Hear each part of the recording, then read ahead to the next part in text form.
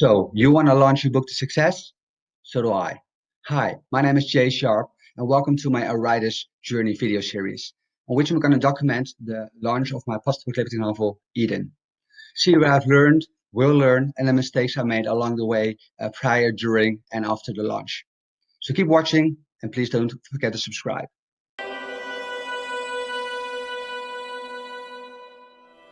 All right, so you finished your book, and now you're wondering, what do I need to put in the front and the back of my book to make sure that that somebody who buys my book won't only buy this book, but hopefully also the next book.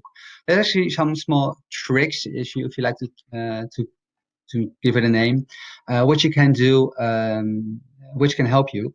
What you basically want to do, as far as I learned, is you want to, let me switch it up right here. There we go. All right. So the first thing, of course, you want to put in your manuscript is like a copyright page.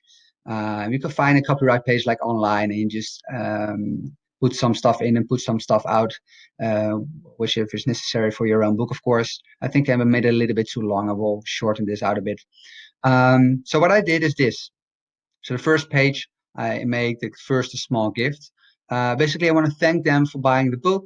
Tell them they're going on an epic and thrilling ride, and as a thank you, I want to give them something. So what I've done, I've created a free short story, and if to get access to that story, I ask them to go to my website.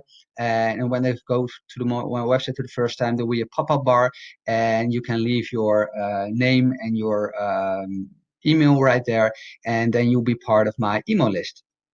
And in that email list, once you sign up, it basically sends you an automatic email to make you welcome. And there's the link as well to actually download the free ebook. The good thing about this is what you basically want to do is create as big as an email list as you can. Email list is still today one of the best ways or best marketing tools that you as an author can have. So if you write a new book, you publish a new book, you can just send an email out to all your email list participants to tell them this new book is out, and hopefully they enjoyed your last book so much that they will immediately go buy and download your next one. That's basically what you want to do, of course. Now, why did I put this in the front of my book? Is because not everybody will make it until the end of your book. Some people, due to busy schedule, busy life, or just they don't like the book that much. There's also a possibility, of course. We hope that's not the case, but it's a possibility. They not always will make it until the end. So if you bring it in the beginning, then they at least have the link right here. And I also have a call to action to ask them if they like to leave an honest review. See, I read it right here. Please leave an honest review afterwards. And I think when the book is online, I will put a link here in it as well, which directly put you to that page. Let me see what I've done. Let me show you what I've done at the end. So I got like the about the author page at the final end. I got this page right here. All right, so this is basically the final few words of the final chapter. And after that, I immediately have a call to action. So can you help? Thank you for reading my book. And I basically ask them to leave them some feedback. I really like to hear of all my readers what they liked about the story, but also what they don't like, because you can learn from your mistakes, right? And not everybody likes the same things, but maybe there's still some typos in it. Or once I had a character, her eyes were actually blue, but suddenly, like halfway the book, it changed into green.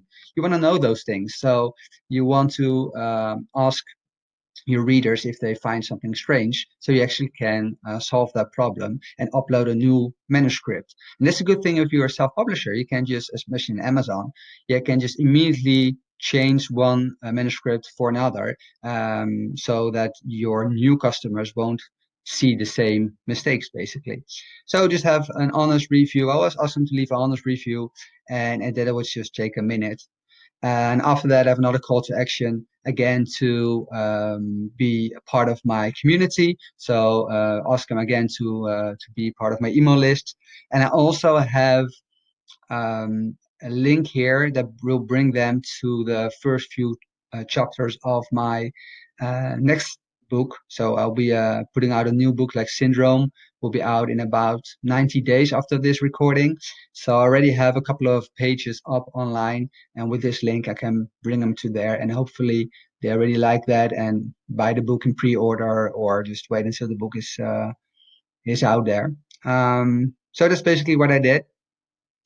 So the next thing I want to talk about is the cover design. So stay tuned here and let me walk you through what I did with my cover design.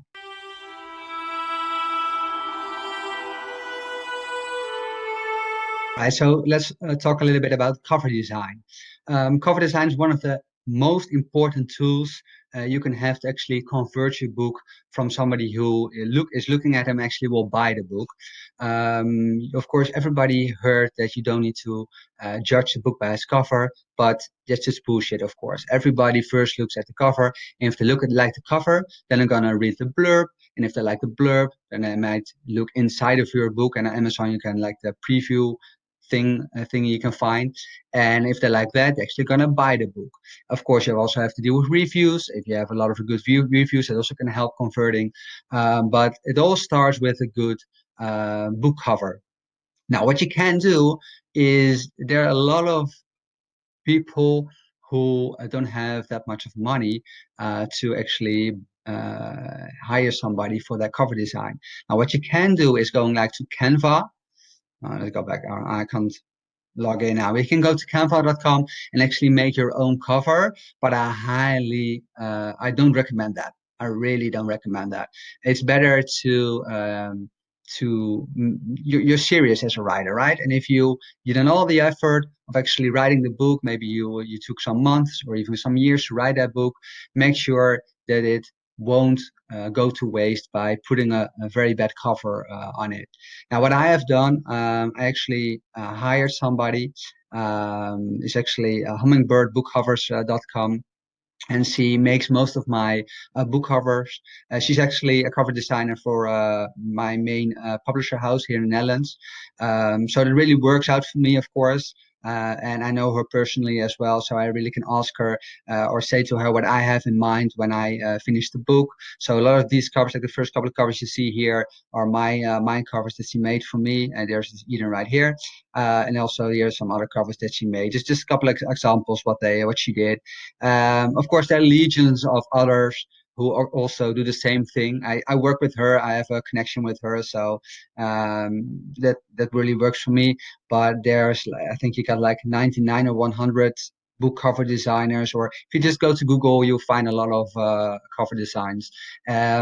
Watch for the prices though. The prices really can vary.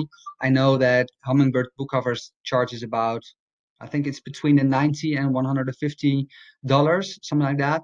And you can find people who do it for way less, and people who make covers for, I don't know, 500,000 bucks. So make sure you know what you get. Now, what is important if you can I open this? No, okay, let me go right here. Let me open this. All right, so this is the book cover of Eden again.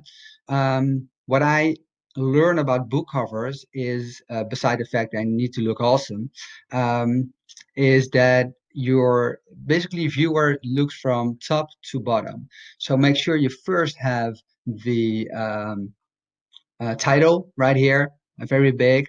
And after that, maybe like a subtitle thing. And after that, make sure you have your name. A lot of people put a name in the top, but it's recommended to do it at the bottom, unless you're a real big shot like Stephen King or Dean Koontz and stuff like that, because their name alone will sell the book. So for them, it's not even that important to have a real good cover, because they all always sell their books just because their name, they already built their brand. So make sure you have the title here and your name at the bottom. But if you have a good cover designer, they know what they're doing, trust them, and you can work with them. All right, so next up, we're going to talk about book blurbs.